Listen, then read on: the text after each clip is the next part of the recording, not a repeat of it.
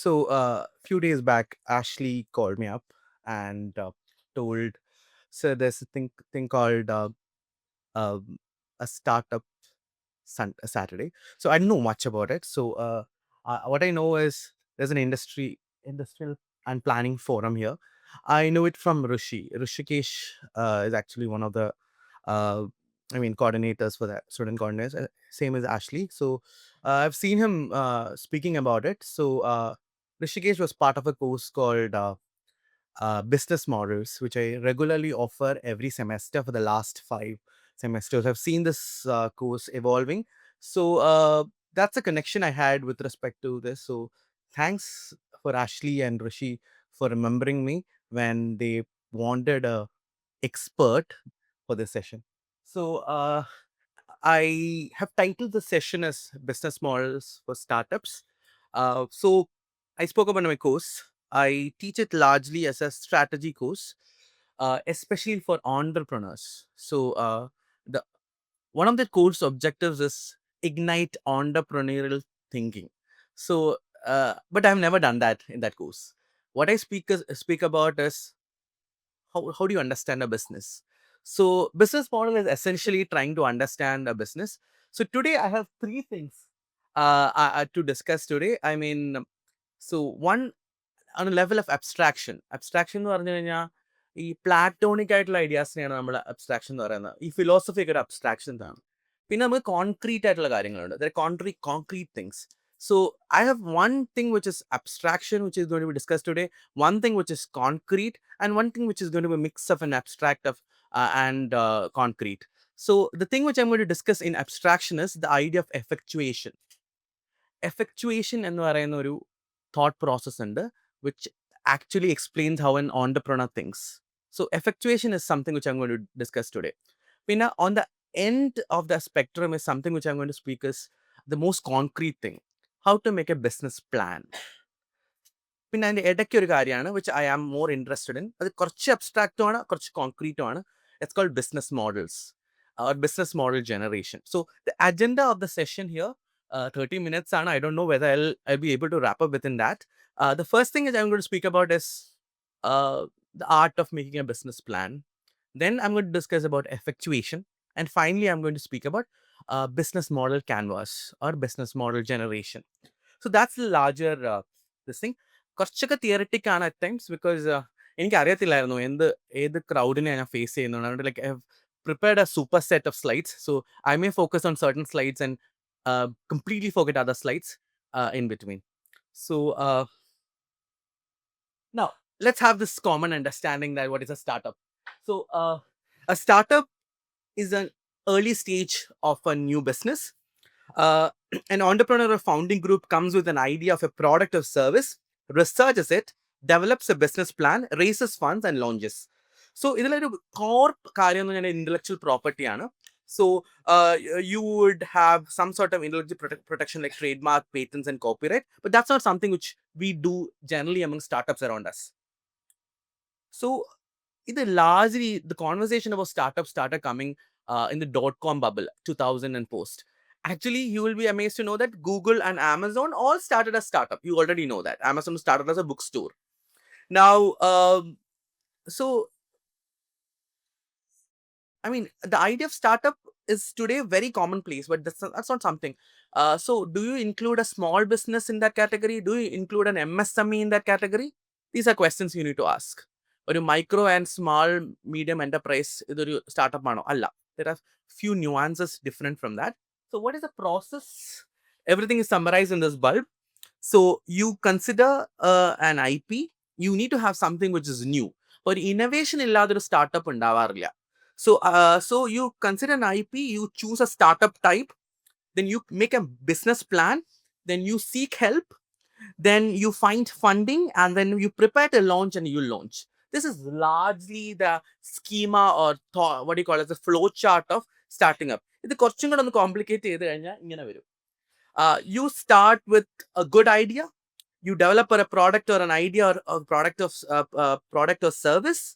Now you register the IP. So this is core. High probability that you are creating an intellectual property in the process. Then you research the market, you decide the structure, you devise a plan, you obtain backing funds, you decide on a name, that's very important. Then you set up an online presence, you create a look, you make a website, you set up finances, you start marketing, then you launch. So these are the steps you essentially focus on. I will not talk about funding or any other things in the class, but I'll focus on one thing which is crucial, which is not given much importance, but if you show much importance, if you give it the due importance, it's going to make a lot of miracles. That's called business plan. So ഈ ഒരു സ്കീമയിൽ something which I'll be focusing on is B plan. So I spoke about Google and Amazon. So you're like, oh, all of these big companies are startups. No, the idea of startup could be very simple like this: an Indian startup. So I've chosen a UP firm. I didn't know that much of us are Malayalis. So consider a firm like this. Om Engineering Works was started in 1987 by Om Prakash Jaiswal, operating from a shop in Uttar Pradesh in North India. Used to sell rubber containers and plates to battery companies, but in 2000 came up with the idea of producing the batteries himself, and later on the idea of smelting and recycling them. So now it's known as High Flow Industries, and they make batteries for e-rickshaws, solar panels, inverters, cars, tractors, and blah blah. And there's a huge market potential with the advent of solar and e-rickshaw segments. So last, which I told, is a value proposition. Do you actually see a aggregator idea here? Do you see a cab aggregator idea or a hotel aggregator idea? It need not be digital. It can be a tech innovation too. So this is the idea of a startup. I mean, startup need not be a platform idea. It can be a technological idea. It need not be a completely inspiring innovation. No, it can be a very small value addition in the value chain process too, as this is. So this is actually a slide which I purposefully put it here to clarify the idea, to demystify the idea that startup needs to be a tech, to be a platform idea or a high tech innovative idea. So if you look at certain types of startups around, most of you can think about a startup next door by anybody who is like, most of the NIT Calicut boys are gym enthusiasts. So how about an ex-athlete starting a fitness consulting business? You'll see a lot of such guys in Instagram. Coach Fabil, a lot of people are there. So that could be a lifestyle-based startup. You can also think about a social startup. For example, a malaria blood test kit for a smartphone. It could be a great social startup. So you could have a crowdfunding source for this second idea. The first could be a peer-based or a friend-based funding pattern. You could also think about a startup thought as a startup which would be acquired later. So the motivation is you are trying to look for to sell the business on from the beginning. So it's a biotech laboratory. If you're considering, then you are planning for being acquired in the long run, just like Flipkart wanted it to be acquired by Walmart. So these are possible types of startups you can think about. Now, one of the key things which you require is you need help when you start up. So where do you look for help?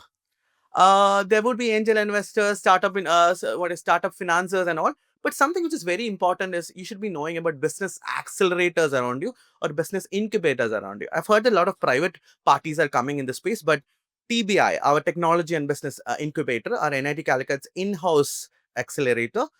You consider IMK Live, NSRCL from IIM Bangalore. So you have you have Musulla Musulam giving a nice, having a nice accelerator down in RE code.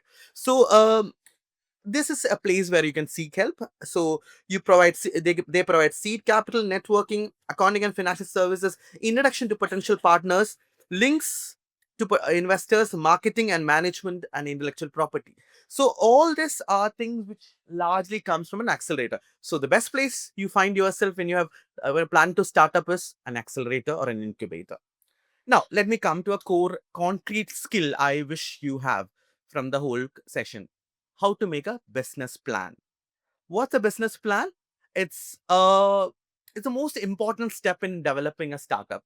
So a business plan sets out the new business's goals, market analysis, and projected income and profit.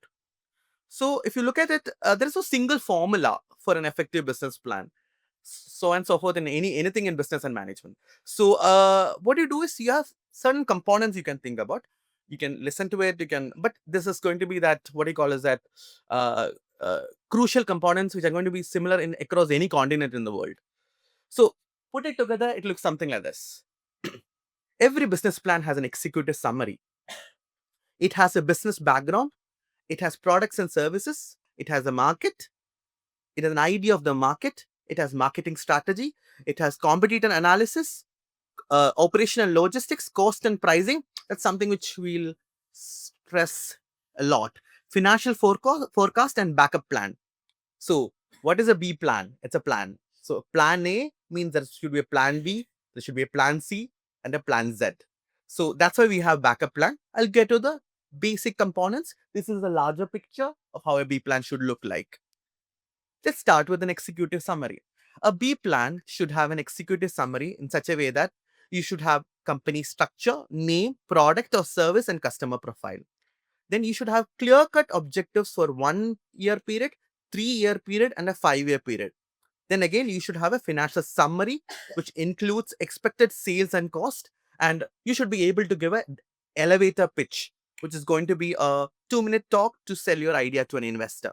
This is what is called the Ratna Churukam, or summary of the B plan. How good your executive summary, somebody will look at your idea. Second, first of all, who you are really matters. So I go on with this much in my classes. There are a lot of people who are BCom dropouts, BA dropouts, and from colleges who think like dropping out is a great thing, because what? Uh, Bill Gates was a dropout. Steve Jobs was a dropout. But dropout from where? Harvard or MIT or that league. So it really matters where you're dropping out of. So that's why this is important. As far as I'm from an IIT and IIM, so a lot of seniors and best people are.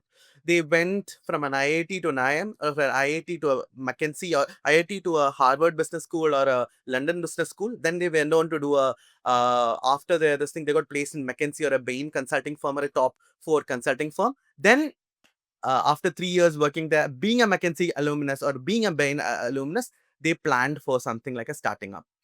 So Flipkart is such an idea. Same as Ritesh Sharma's OEMs. I think most of them are such ideas. So business background is a big thing there. So you need to like, yeah, our backgrounds are very humble sometimes, but how to put that across to the investors is a big thing. Experience, qualification, and training. So you should be able to build on these things before you plan for a startup, because who you are really matters.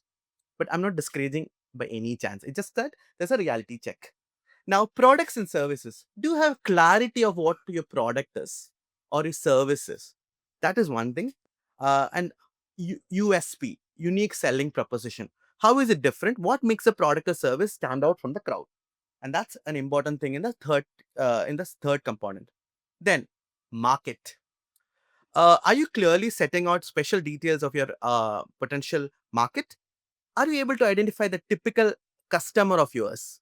Are you going to deal with B2B, B2C, or D2C? Are you dealing with businesses or individuals? Are you going to be in local, national, or international? These are things you have to have clarity when you're starting up. Then are you able to do a quite a good market research of the local market you're looking at? Now, having spoken about the market, you should have a marketing strategy. Social media, website, word of mouth, advertising, direct marketing. Now, you're going to operate, you have to face competition. That's a reality of the economic world. So you have to have a table of all competitors. And then you have to have a SWOT analysis. And again, build on your USP here too. So competitor analysis is the second thing. Now, I wouldn't want to spend much of time on these next components: operations and logistics, supply, equipment, payment, legal. So you should have some idea about how you manage it. Are you going to have quick commerce partners? Are you going to have delivery partners? All of these comes in here. The most crucial thing is cost and pricing strategies. This is largely linked to what I call as revenue streams and cost structure.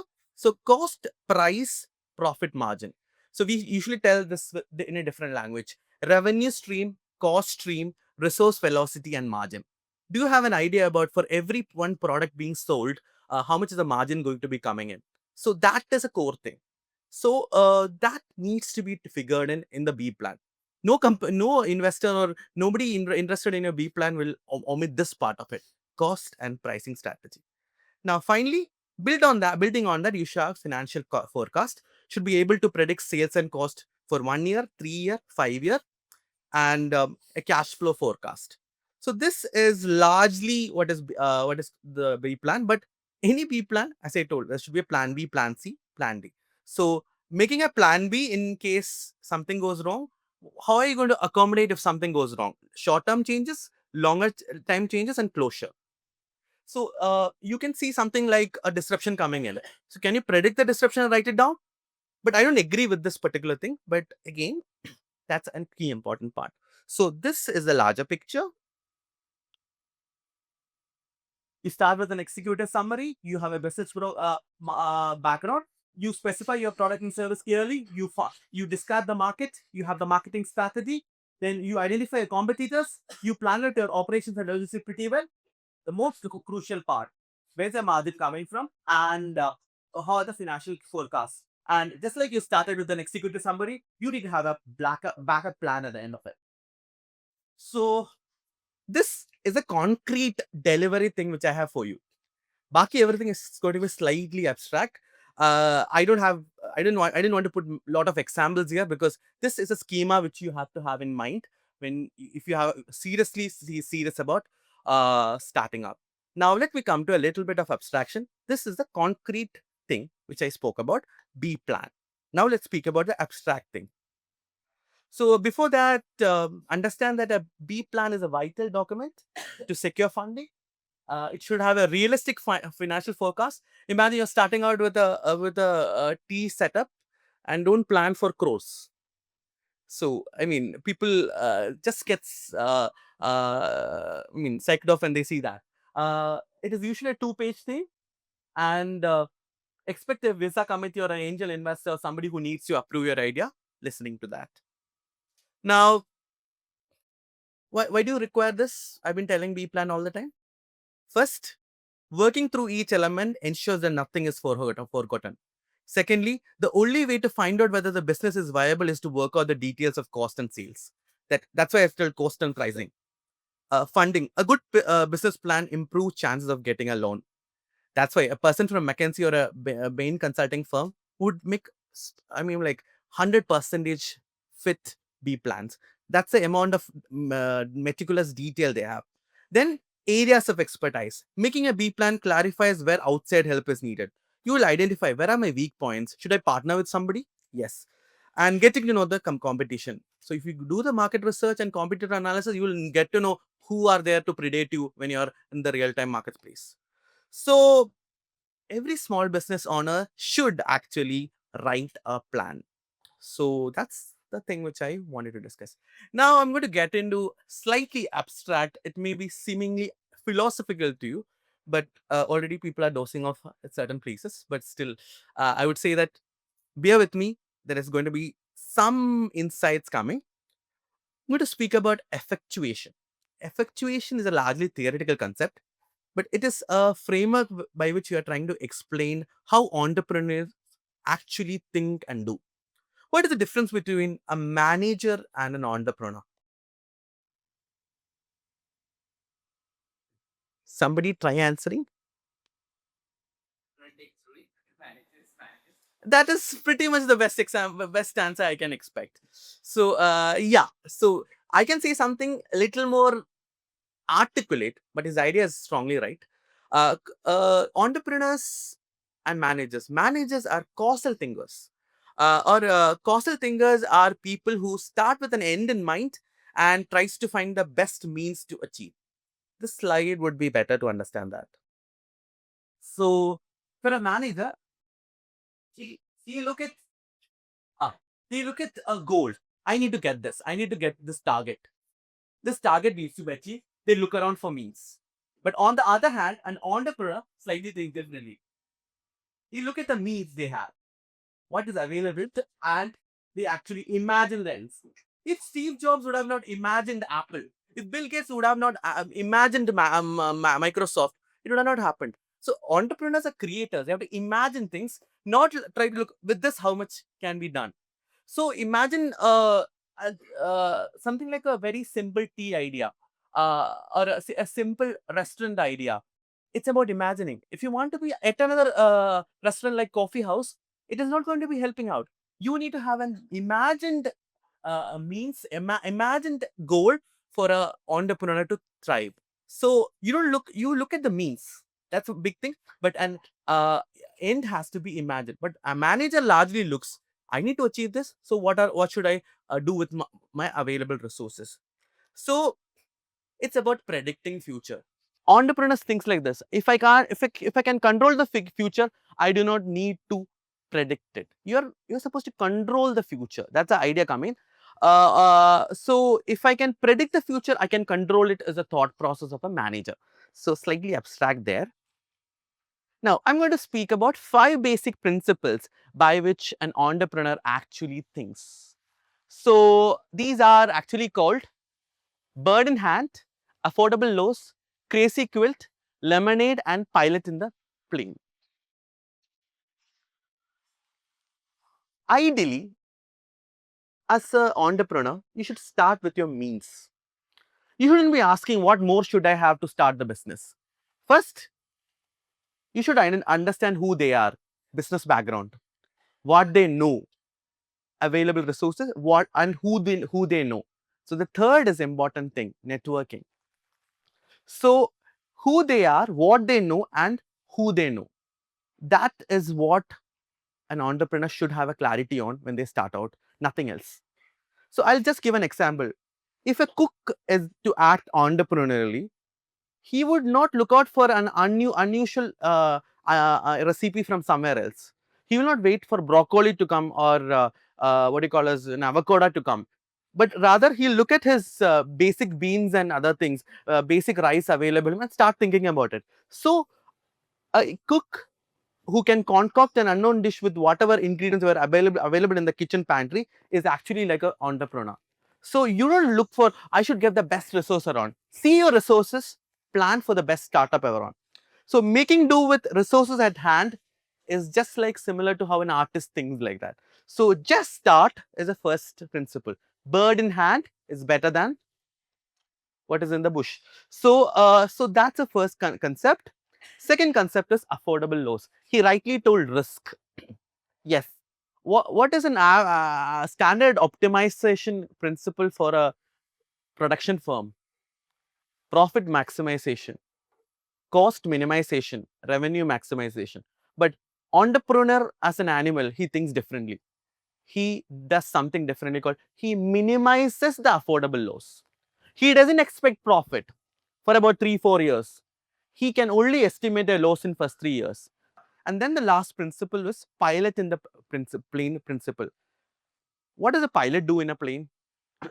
It goes, how much ever amazing good pilot you are, there would be some cloud burst happening somewhere. There will be some strong cloud activity happening somewhere, some meteorological problem coming there. It has to understand that uncertainty is going to come. So just like pilot controlling an aircraft, an effectual partner, an entrepreneur should steer their ventures by leveraging the resources they have at disposal. And they need to understand that they don't have to navigate it alone, because they can have an option for co-creation. Like they can bring in stakeholders, partners, customers all together to have it. So just like a pilot in the plane, you cannot control every possible uncertainty around, but you can have a knack of, yeah, I'm going to face this pretty good. That's why you have experienced pilots being hired in places, because you need to have more control over uncertainty rather than being able to predict all possible scenarios. You are going to get into uncertain terrains. Let me learn how to go around it. So you will face it and learn it, face it and learn it. That's all. So entrepreneurs make it up as they go along, and this is a process. So there is no formula for entrepreneurship. There is no standard workflow diagram for it. So that's a largely which I spoke about. But we can actually think about how to create a business model. I spoke about the one extreme of abstraction of how does an entrepreneur ideally think.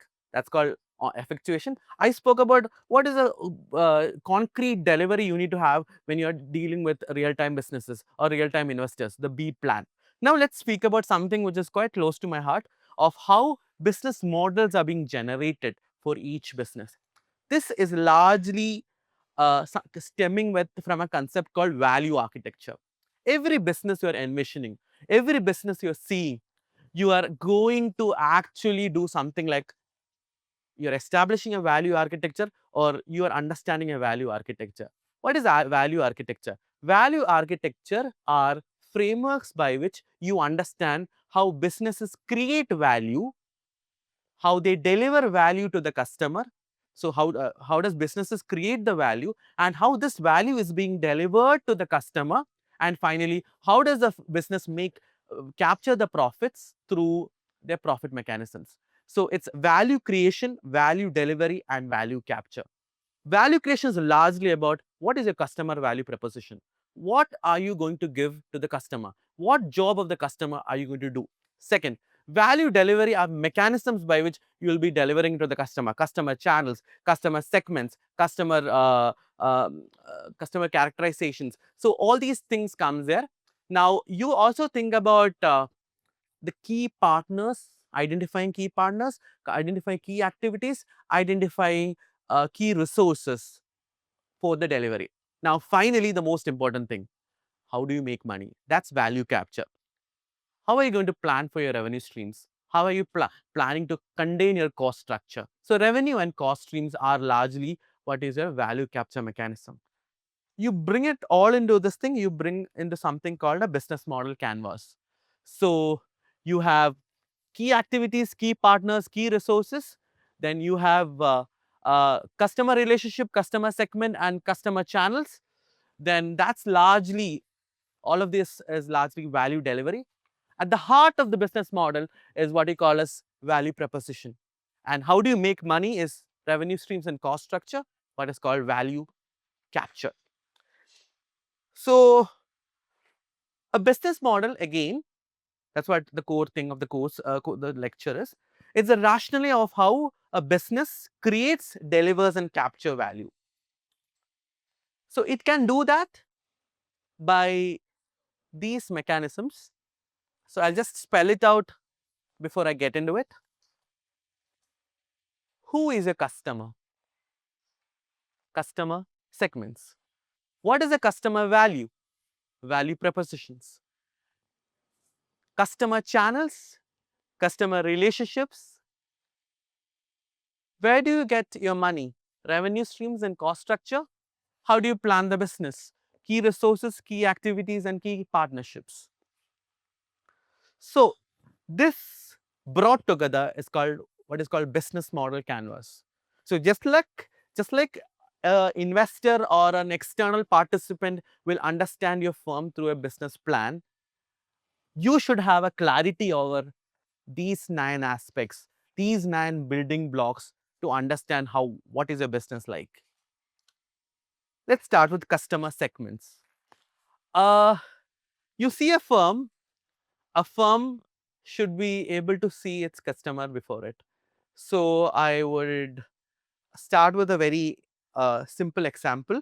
So heard about Katsu?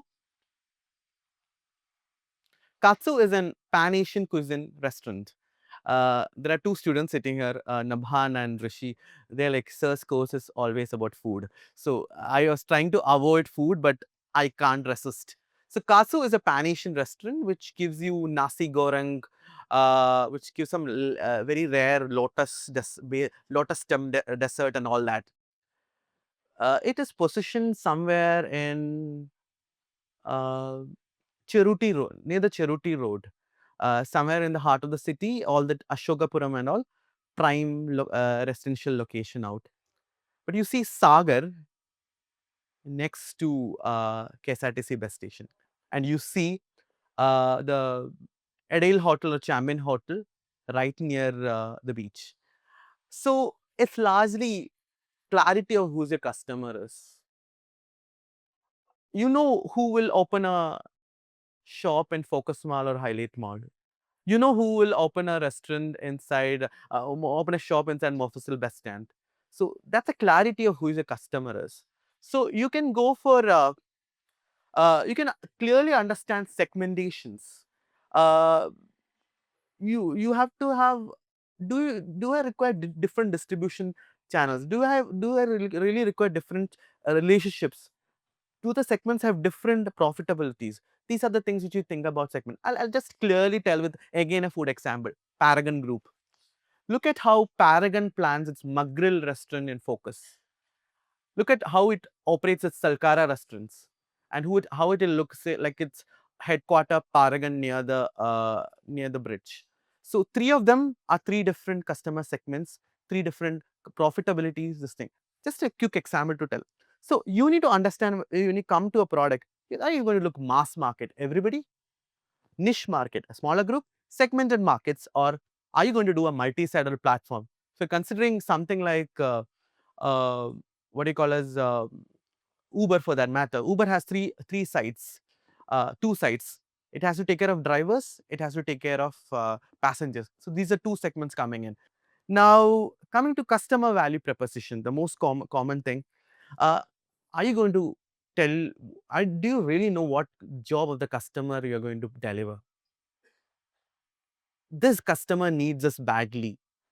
You would have seen this. Why does railway stations have a particular hardware shop or something which has the chain and the lock? Or why do Higginbothams operate in major railway stations? So you clearly know that there's a particular job done for the traveler there. So just like this, we have large models. Rolls-Royce has airlines as customers. So the arrangement allows customers to focus on running their airlines. In return, airlines pay Rolls-Royce a fee for every hour an engine runs. Clear job done. Design. For example, design is core to customer value proposition in fashion and consumer electronics. Why do you have your MP3s planned like this? Why your iPods planned like that? The design is the most core thing. Not to speak about apparel. Price-based value proposition, standard example of Nano. So the surprising low price makes the automobile affordable to a whole new segment. So that's a customer value proposition. Have a cheap car for an Indian customer, because Ratan Tata, who travels in Mumbai rain, suddenly saw a 6 membered family sitting on a bike. He needed a car for that. So that a price-based proposition. Now let's speak about channels. There can be own channels, partner channels, and a mix of both. Own channel can be direct, like in-house sales force or website. You can also plan an indirect channel, like retail stores owned or operated by the organization. So choosing whether you should have direct channels and indirect channels, or mix of channels is one thing. You would see Reliance Fresh or more operating these days on an omni-channel thing. So increasingly, omni-channeling is also a choice in this. Should I go completely online, completely offline? Should I have an experience store if I have an online? These are things which you can think about in channeling. So this is a standard phases of a channel. Uh, these are the channel types: sales force, web sales, own stores, partner stores, wholesales. Franchisee all come in this category. Awareness, evaluation, purchase, delivery, and after sales. I'm sorry, I'm really fast here because I need to keep with the time. So you need to have a clarity. You are going to start a startup. Sales is a big thing. You just can't think my idea is amazing, my idea is amazing. You need to have a clarity whether you're going to have your own sales force, or you're going to do a web sale. You don't have an own store or a partner store. Now, next is customer relationship. 9 blocks. I'm not doing justice to any of this, but quickly.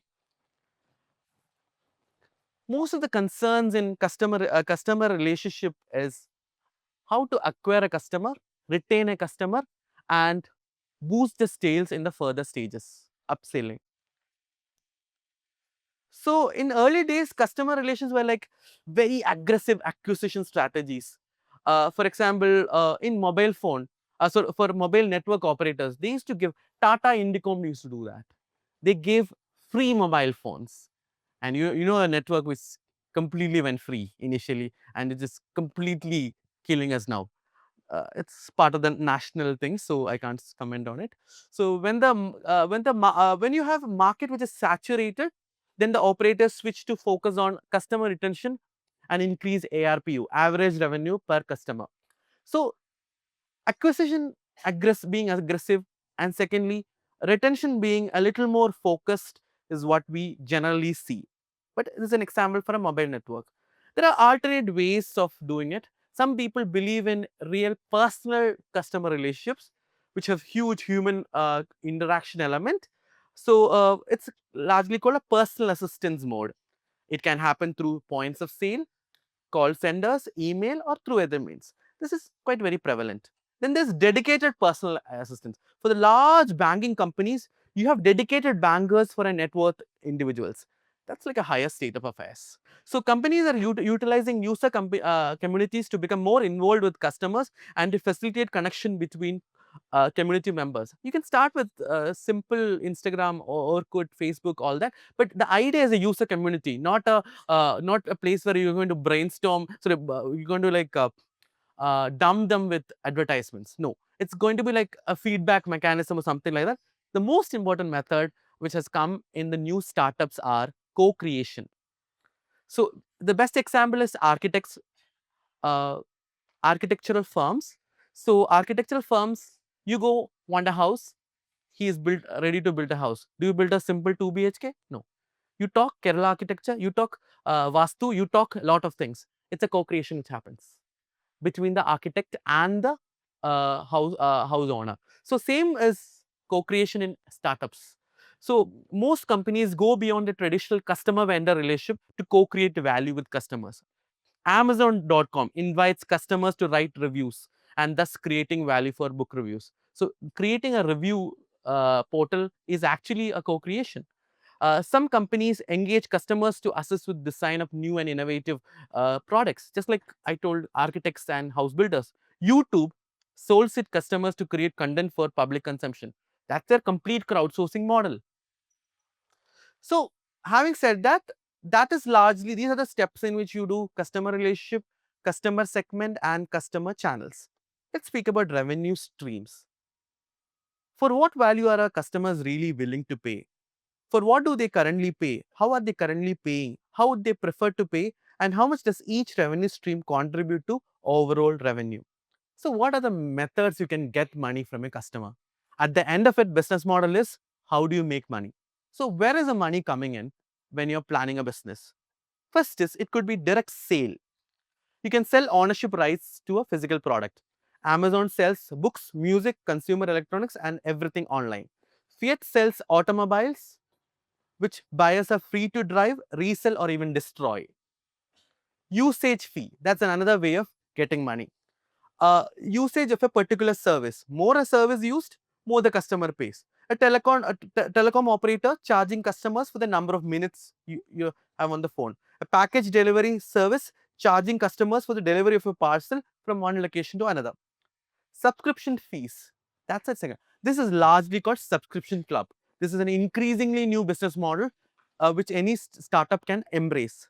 First, subscription fees is essentially selling continuous access for a service. So, best example is a gym. A gym sells its members monthly or yearly subscription in exchange for access to its exercise facilities.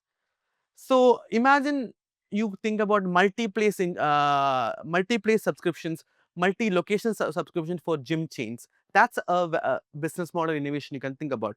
A computer game allowing users to play its online game in exchange of a monthly subscription fee. Nokia's comes with music service gives users access to a music library for a subscription club. The best examples of subscription clubs are Netflix, for that matter, Dollar Shave Club. So these are advantage of recurring revenues.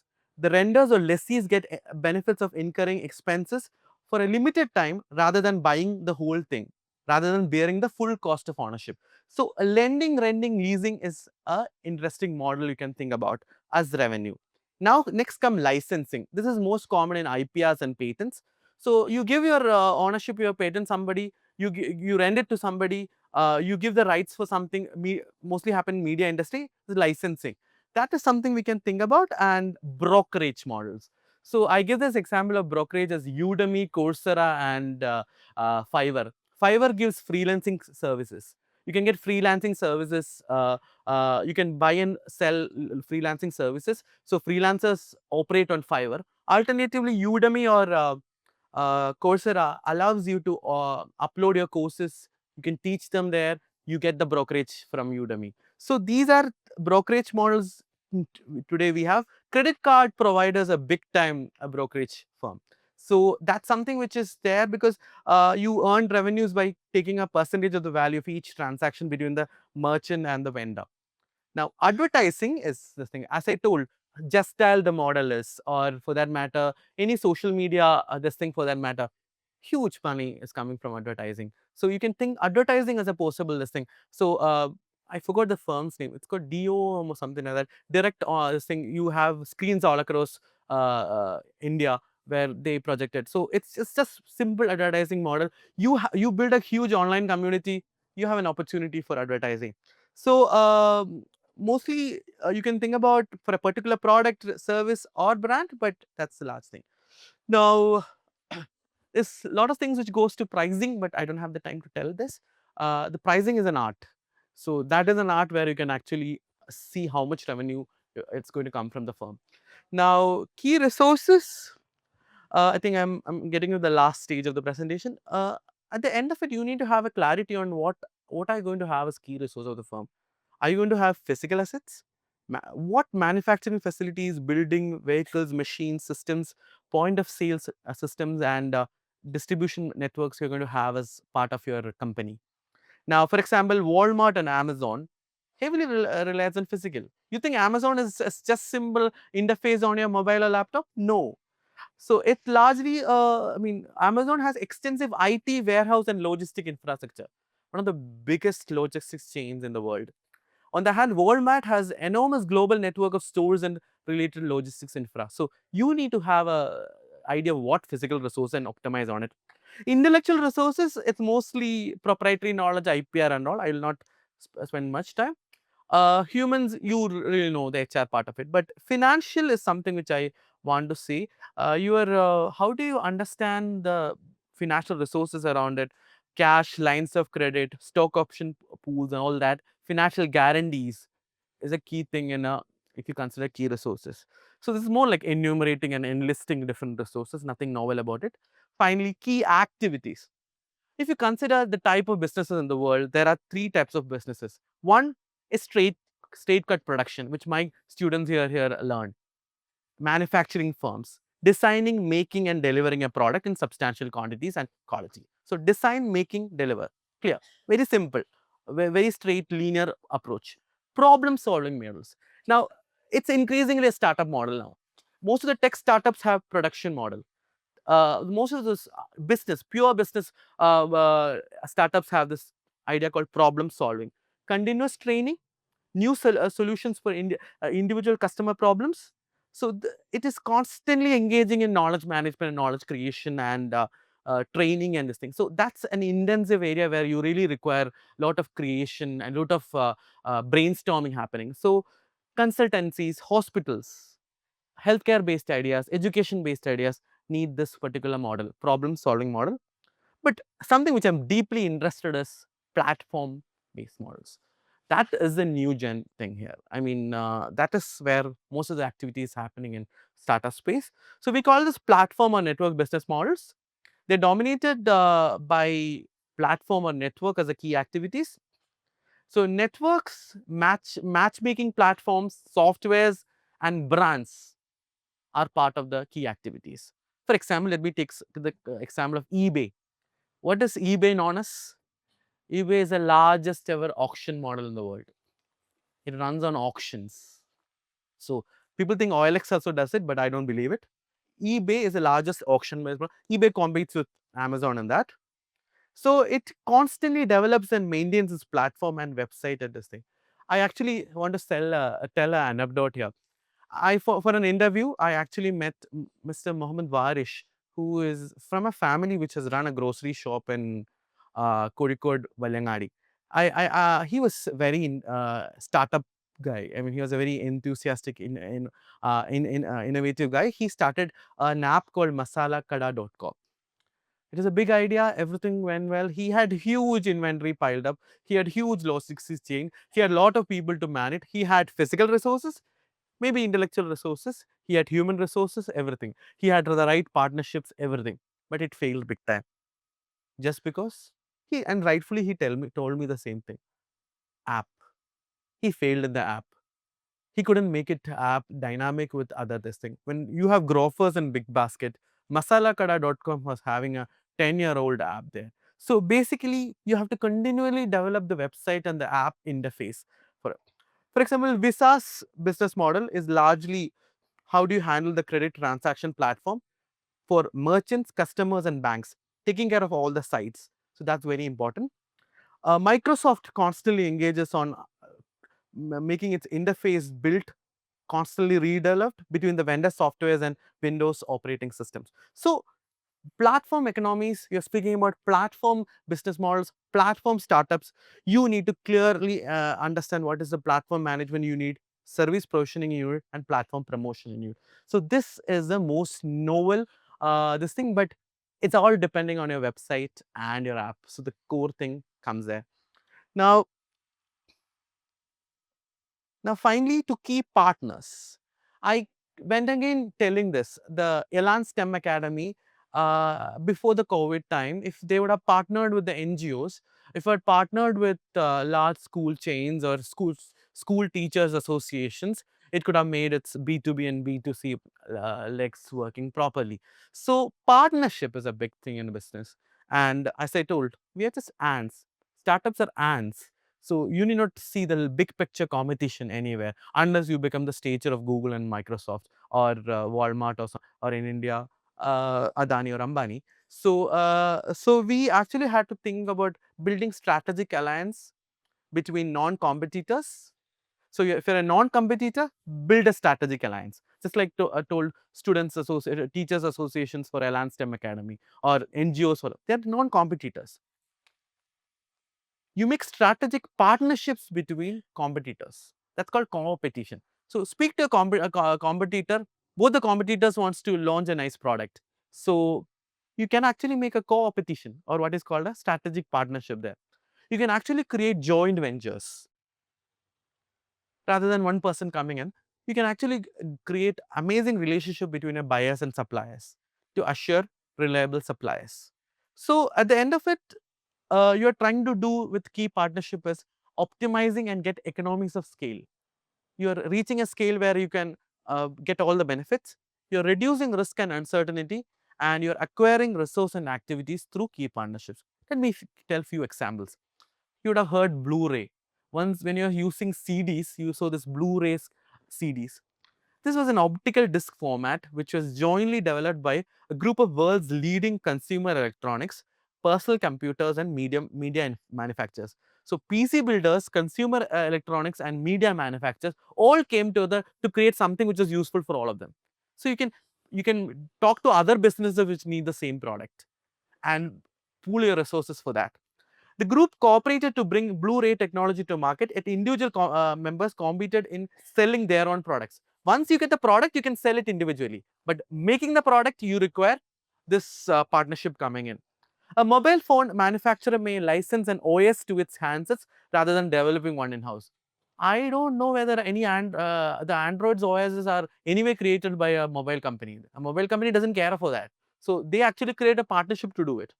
So same as an insurer who wants an independent broker rather than uh, develops own sales force for selling their policy products. So bringing together all of this, this is the last 5 minutes.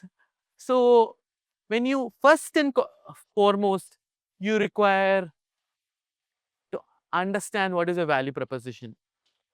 Do you know what you're going to give to the customer? What is a job you're going to do for the customer? When are you going to how are you going to deliver it is second question, but the most important thing is what value you're going to give to the customer. And for the first thing you need to understand is who is your customer segmentation. How are you connecting to the customer? How are you building a customer relationship, and how are you having channels to reach the customer on partner or any of these modes? So customer is heart of the business model, And what you have to deliver to the customer, the customer value proposition is the more chorused thing out. Now, having had a clarity of customer value proposition and all these things, customer relationship, customer segment, and customer channels, you have to identify how to build your business first by identifying key resources: physical resources, intellectual resources, human resources, financial resources. Identify them neatly. Next, key activities. Are you going to do a production activity? Are you going to do a platform activity? Are you going to do so you have to schematically get what sort of activity you're going to do. So basically, we call a business as a pipeline business or a platform business. So that is planning out your activities. What are you going to do to run this business? Identifying the partners. So strategic alliances, joint ventures, all this. So always the core concept which I told in effectuation is seek help. Seek help from other people so that you can actually co-create, you can actually build partnerships and bring out a firm which would have been infeasible if you had have gone alone. So that's key partnership. Finally, you need to have a clarity on the revenue streams. Till now, I didn't speak about cost. So that's why I have reason why. What are the revenue streams you are going to think about? Are you going to be a subscription fee based? Are you going to do a usage fee based? Are you going to sell assets? Are you going to have another a freemium business model? These are things which I really wanted to discuss, but I just wanted to stick to the basics. Are you going to do a franchising model, lending model, a freemium model, subscription club model? Are you going to build a user community? So all that brings in the revenue streams. So unless you don't envision where will the money come from, don't start out a business. Next, finally, cost structure. This is largely a financial thing. Fixed cost, overhead cost, variable cost. Do you have clarity or recurring cost, not recurring? It's largely a financial concept, so I'll not get into it. So this is largely the thing. Brought it together, we have the business model canvas, and this is a thing which you need to fill for your company.